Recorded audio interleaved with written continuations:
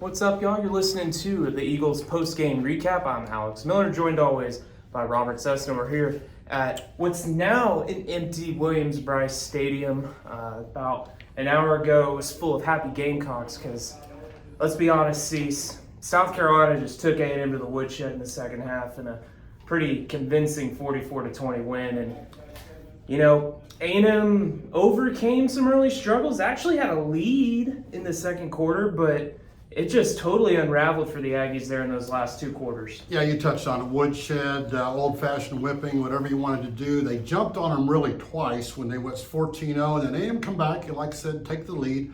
Unfortunately, they make two penalties, let them go down and get a field goal. What if they'd have gone into the lead at halftime? What would that have done? We don't know.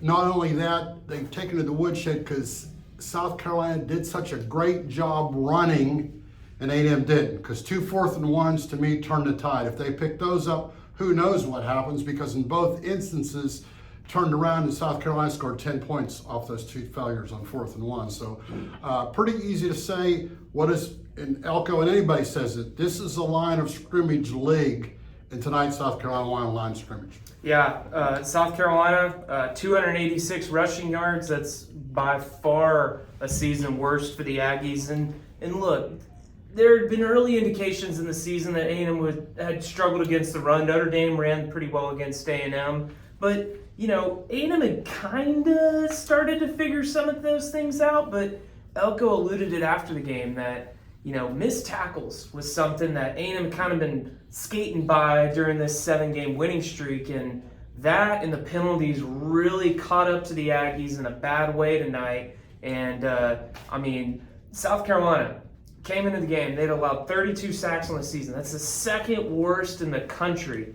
A&M got 0 with that great defensive line.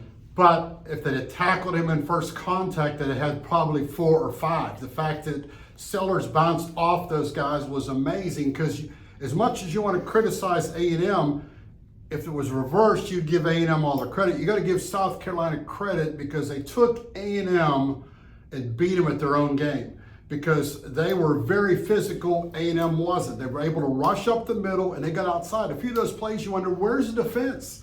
And you go back and look at the plays when they showed the replay on television. A&M was taking the wrong gaps. A&M was trying to blitz. They knew they needed a big play, and they couldn't get the big play.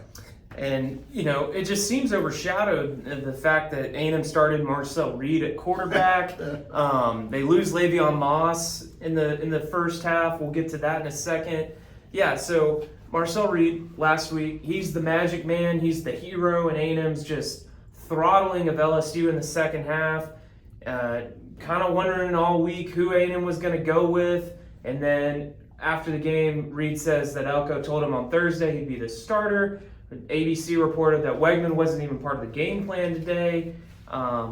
What A&M did so well last week was with the read option. And Marcel said after the game, and we could hear the South Carolina players talking to him, like they were off last week. They were watching that game, and they very much keyed in that moment of, oh, wow, this guy runs the ball really well off that read option, and South Carolina stopped that really well. Marcel said tonight that he didn't really have a lot of opportunities to pull and run the ball, and that was a huge win for South Carolina, being able to take that away from A&M.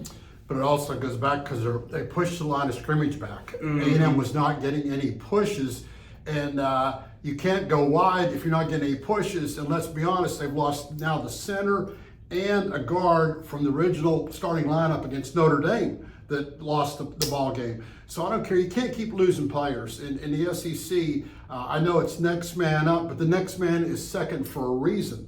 And a lot of things just hit the boiling point for A&M this week. I think it didn't help South Carolina that they had the extra week without a doubt. But once again, is when you can't pick up 4th and 1 and you don't get back to the line of scrimmage, that is on your own line, because it's mano-mano, and they go against the best defensive line in the country, one of them. They couldn't move it twice. Well, and then, of course, A&M loses Le'Veon Moss. Looked like he took a helmet right to the top of the knee.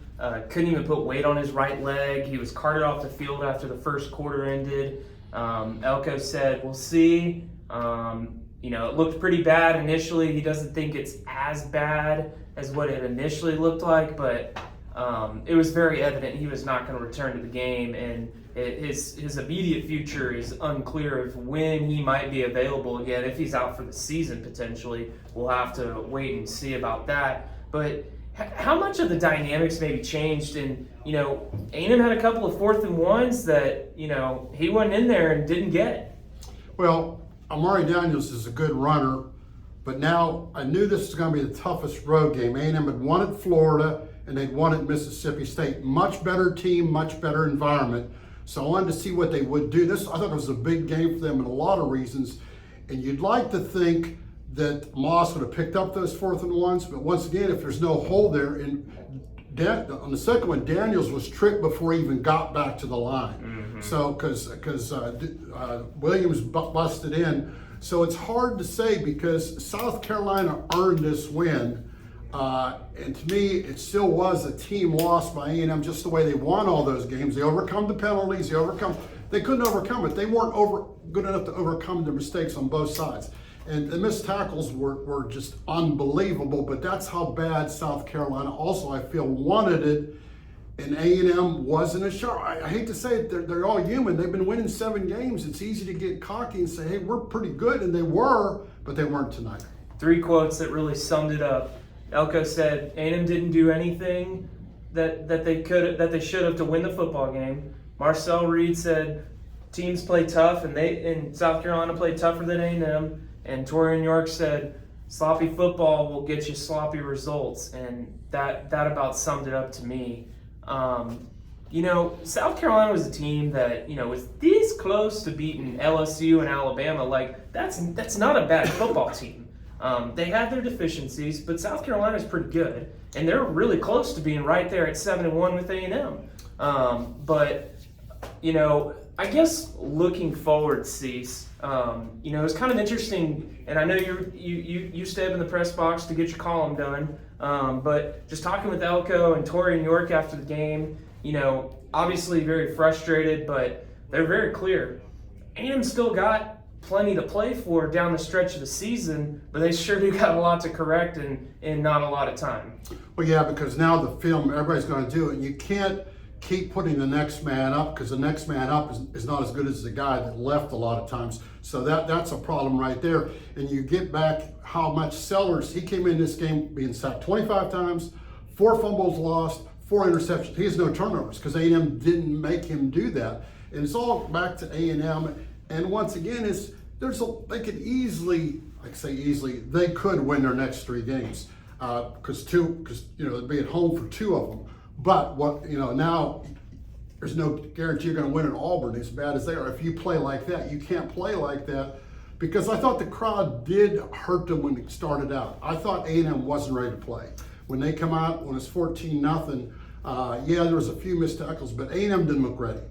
Yeah, it's definitely going to be interesting to see how A&M responds. Obviously, A&M's got a bye week next week. Then they get New Mexico State. So, it's not like you have to go back and play Alabama next week. But it's going to be interesting to see how the Aggies pull things together. And York kind of made a promise after the game that A&M would be back on the big stage with his leadership. So, we're going to see what he and some of those other guys can pull together down this home stretch of the season. Cease, we'll close with this.